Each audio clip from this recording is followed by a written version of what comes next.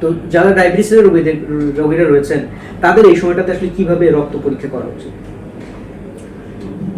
হ্যাঁ, এটি আসলে আমরা খুবই রোগীদের এই সমস্যাটা তারা মনে করেন এবং আমাদেরকে প্রশ্ন করেন, ডাক্তার সাহেব আমি যে এখন ব্লাডটা দিব আমার রোজাটা নষ্ট হয়ে যাবে না?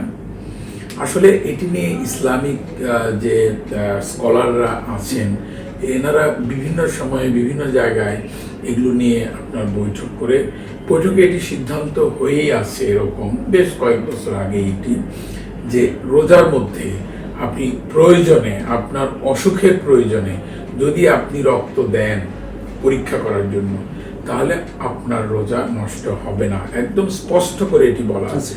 যেমন আমি বলছিলাম একটু আগেও যে আমি দেখা গেল যে আমার হাইপোগ্লাইসিমিয়া হলো কি হয় নাই, এটির জন্য আমার ব্লাড রক্তের সুগার পরীক্ষা করতে হবে, না হলে তা বলতে পারবো না ডেফিনেট করে যে আমার সত্যি সত্যি রক্তের সুগারের মাত্রাটা কমে গেল কিনা। এবং আমি করলাম, এতে কিন্তু আমার রোজা নষ্ট হবে না। রোজা নষ্ট হওয়ার কোনো রকমের কোনো সম্ভাবনাই নাই। কাজে অবশ্যই আপনি রোজা রেখেও দিনের বেলায়ও রক্ত পরীক্ষা করতে পারবেন, রাত্রে তো কোনো কথাই নেই। রাত্রে তো আমাদের যদি মনে করেন, যেমন ধরেন আমরা দেখি ফাস্টিংটা আপনি ইফতারের আগে করেন, ইফতারিটা খেয়ে তার 2 ঘন্টা পরে 2 hours আফটার ব্রেকফাস্ট করেন, তাইলে আপনি যে ইফতারের আগে যে ব্লাডটা দিলেন এটার জন্য কিন্তু আপনার রোজার কোনো সমস্যা হবে না, রোজা ক্ষতিগ্রস্ত হবে না। নিত্যদিন রোজার আগে এবং রোজার সময়ে আমাদের রোগীদের কাছ থেকে এই প্রশ্নগুলোর সম্মুখীন হই।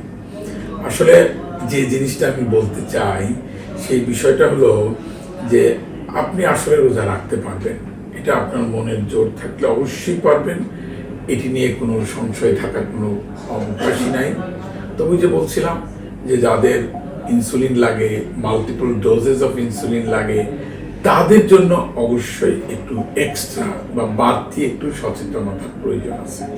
হয়তো ওষুধের ডোজটা একটু কমিয়ে দিব, ইনসুলিনের ডোজটা একটু কমিয়ে দিব, ইনসুলিনটা ভোর রাতের দিকে হয়তো না দেওয়ারই চেষ্টা করব, আপনি সন্ধ্যা রাতের মধ্যে সব ইনসুলিনগুলো শেষ করবেন, তাহলে আমার মনে হয় যে আপনি ভালো থাকতে পারবেন, ভালোভাবে রোজাটা সম্পন্ন করতে পারবেন।